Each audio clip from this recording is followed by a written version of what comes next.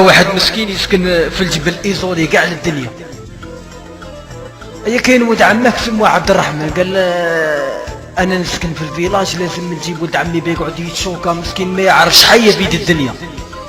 قال نجيبه هنا نهوده المدينه يسولاجي. هيا جابه، وهداك مين موالف بالخلا ولا لومبيونس ماش قاعد بحيه. قالوا شي خويا الا بغيت ربي يا عبد الرحمن رجعني للدوار، انا بالله بشرع رجعني ما طقتش يا ضريت. قالوا تغميت. هيا رجعها للدوار. يا مات طلع واحد من البلاد، طلع عندك السيد اللي في الجبل، قال له اللي يسكن في الدوار، قال له البطاش خويا بين نقول لك بصح ما تبكيش. قال له علاه خير ان شاء الله.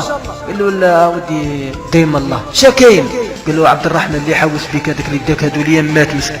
ولا يا عبد الرحمن مسكين اداني كليت واحد الخبزه فيها الزيتون وصلاله تكتوكه.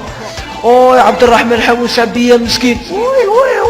قال له نورمال خويا. قال له كاع ماتوا. كيفاه كاع ماتوا عبد الرحمن خويا ولي يبكي. قال له خويا البطاش خويا الرسول صلى الله عليه وسلم ومات. قالوا الرسول تاني مات وانت.